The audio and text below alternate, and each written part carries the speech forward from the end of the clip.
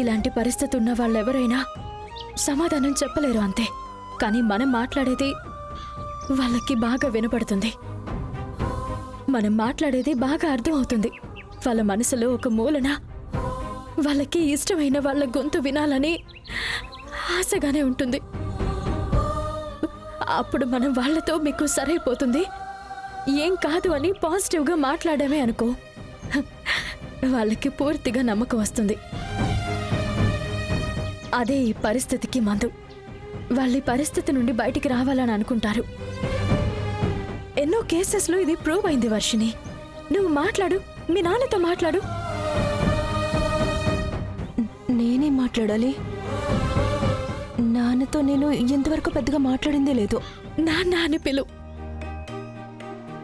నీ మనసులో ఉండేది అంతా ఆయనతో చెప్పు. నీకు మీ నాన్నంటే ఎంత ఇష్టమో ఆయనకి చెప్పు. నీకిష్టమైనవన్నీ ఆయనతో పంచుకో. నాన్న, నాన్న, నేను వర్షిని నాన్న, నీ కూతుర్ని. నిన్ను గుర్తున్నానా నాన్న? చిన్నప్పుడు నన్ను మీరు చాలా ప్రేమగా చూసుకునేవారు నాన్న. నా మీద ప్రాణాలు పెట్టుకున్నారని అమ్మ చెప్తూ ఉండేది. కానీ నాకు ఊహ తెలిసినప్పటి నుంచి నేను మిమ్మల్ని ఇలాంటి పరిస్థితుల్లోనే చూస్తున్నాను. నాన్న, మీరు నా పక్కన లేక నేను మీ ప్రేమని ఎంతగా మిస్ అయ్యానో తెలుసా?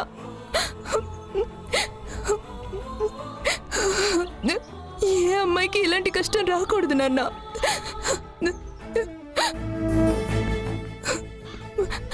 లేచి రండి నాన్న, నాతో మాట్లాడండి నాన్న. నాకు అందకుండా పోయిన ప్రేమని నాకు తిరిగి ఇవ్వండి నాన్న.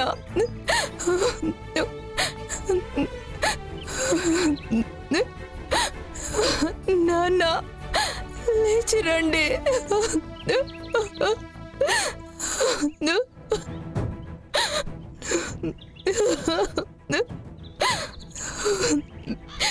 నాన్న, నాన్న. వర్షిణి, వర్షిణి. నాన్న, నాన్న. అయ్యో వర్షిణి. ఝాన్సీ అమ్మ.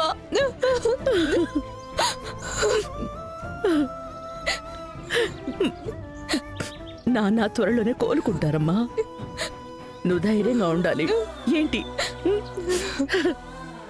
జయరాం, నీ కూతురు నీతో మాట్లాడిందిరా? నీకు వినబడిందా?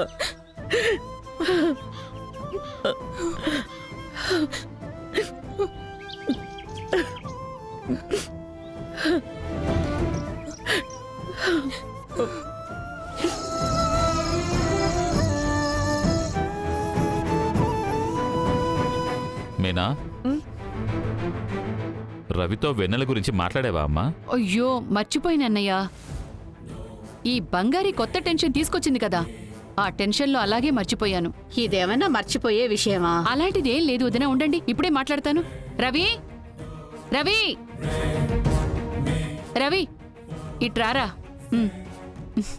Yeah, that's what I was talking about yesterday. Hey, 1 second. ఏంటమ్మా? ఏదైనా ఇంపార్టెంటా? అవునమ్మా, కొంచెం ఇంపార్టెంట్ కాల్ ఇది. ఏం జరిగిందమ్మా? Hey, I'll call you back. Okay, చెప్పమ్మా. నువ్వు ఆ సంయుక్తని వద్దు అనుకున్నావు కదా, దానికేంటి ఇప్పుడు? మంచి పని చేసావురా. నేను చెప్తే నువ్వెలాగూ వినవని ఊరుకున్నా, నువ్వే అర్థం చేసుకున్నావు. అది ఆ అమ్మాయి మన ఇంటికి సెట్ అవ్వదురా, నీకు అస్సలు సెట్ అవ్వదు. అదే కదమ్మా నేను చెప్పాను. పర్వాలేదురా, ఈ మధ్య నువ్వు మంచి మంచి నిర్ణయాలన్నీ తీసుకుంటున్నావు రవి. మన బిజినెస్ని బాధ్యతగా చూసుకుంటున్నావు. అత్తయ్యకి నీ మీద చాలా మర్యాద పెరిగింది తెలుసా?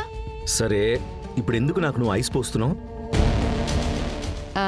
అదేరా, ఈ ఇంటికి పెద్ద అబ్బాయివి కదా నువ్వు. నువ్వు బాధ్యతగా ఉన్నప్పుడే నీకు మేం పెళ్లి చేసేసామంటే అప్పుడు మా బాధ్యతలు తీరిపోతాయి కదా. అమ్మా, నేను ఇప్పుడు పెళ్లి చేసుకోవాలి అని నిన్ను అడిగానా? కాదల్లుడు, నువ్వు అడగకపోయినా నీకు చేయాల్సిన టైంలో పెళ్లి జరిపించడం అనేది నా బాధ్యత కదా. మావయ్య, ప్లీజ్ ఈ విషయం గురించి ఎవ్వరూ నాతో డిస్కస్ చేయకండి. రే, మరి పెళ్లి? మా నాకెప్పుడు అనిపిస్తే అప్పుడు అడుగుతానమ్మా, వదిలే నువ్వు. అలా పెళ్లిని తోసిపుచ్చడం మంచిది కాదురా. మీ నాన్న ఇలా ఉన్నారు కాబట్టి నేనే నీకు పెళ్లి చేయాలి కదా. అమ్మా ఏంటి సెంటిమెంటా? నేను చెప్తూనే ఉన్నాను కదమ్మా, వదిలే అమ్మా. మళ్ళీ మళ్ళీ అదే పాట పాడతారేంటి? ఏంటి మీనా ఇంత మొండిగట్టంలా తయారయ్యాడు వీడు? నాకేం అర్థం కావటం లేదన్నయ్య. నాకు అదంతా తెలీదమ్మా. వెన్నెలతో రవికి పెళ్లి జరిపించాల్సిన బాధ్యత నీపైనే ఉంది. సరే అన్నయ్య. అమ్మా ఆ, ఆ, ఏయ్ అమ్మా, అయ్యో, ఏమైందమ్మా? ఏమైంది వర్షిణి? ఏంటే ఎందుకు ఏడుస్తున్నావు? బంగారేమని అందా? లేదమ్మా, మరి నేను నాన్నతో మాట్లాడానమ్మా. నాన్నతో మాట్లాడావా? ఏం చెప్తున్నావే? అవునమ్మా, ఇన్నేళ్ళు ఆ రూమ్లోకి వెళ్ళలేదు కదా. నాన్నని చూడగానే నాకు భయం వేసేదమ్మా. ఇప్పుడు నాకు ఆ భయం అంతా పోయిందమ్మా. నాన్న నాతో తిరిగి ఏం మాట్లాడలేదు, కానీ ఆయనతో నేను మాట్లాడితే మనసుకి ఎంతో సంతోషంగా ఉంది. నాన్న ఇక్కడి నుంచి బయట కూడా తిప్పుదామమ్మా. అందరం మనసు వైపు మాట్లాడదామమ్మా. అప్పుడే నాన్నకి నయం అవుతుంది. బంగారు ఈ విషయంలో మంచి అమ్మ చేసింది. తనెందుకు ఇదంతా చేస్తోంది? ఇక నుంచి నేను నాన్నతో రోజు మాట్లాడతానమ్మా. నిన్నటి వరకు నాకు నాన్నకి నయమై కోలుకుంటారన్న నమ్మకమే లేదమ్మా, కానీ నాకు ఇప్పుడు నమ్మకం వచ్చిందమ్మా. రా వెళ్ళి చూద్దాం పద. ఆ, రామ్మా పద.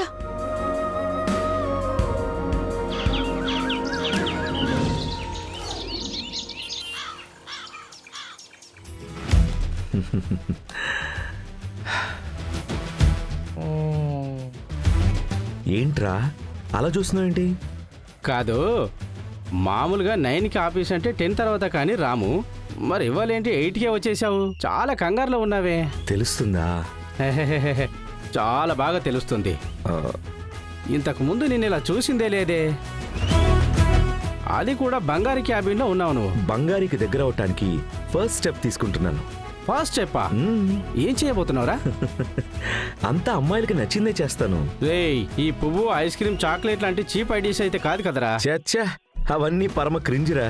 అలాంటివన్నీ చేసి బంగారీని అప్రోచ్ అవ్వలేం. తనకి వేరే మ్యాటర్ ఉంది. ఆ? వేరే మ్యాటరా? ఏంట్రా అదే? బంగారి కూడా జాను లాంటిదేరా. మ్మ్? జానుకి ఈ ప్రపంచంలోనే ఇష్టమైన విషయం ఏంటో తెలుసా? అదే తెలుసుంటే నీ పోస్ట్లో నేను ఉండేవాని కదా. ఆ? ఆ. ఏయ్, సరే సరే, చెప్పు చెప్పు చెప్పు. తను చెప్పేది తూచా తప్పకుండా ఎదుటి వాళ్ళు వినాలి. అలాంటిదేరా బంగారి కూడా. కనిపెట్టేశాను. ఇప్పుడు నేను చేసే చూడు, నా చుట్టూ తన్ని ఎలా తిప్పుకుంటానో నువ్వే చూడు. హాయ్ బంగారి. ఏంటి నా క్యాబిన్లో ఏం చేస్తున్నారు? నీకోసమే వెయిట్ చేస్తున్నావు. దేనికోసం సార్? చెప్తాను, కమన్ సిట్.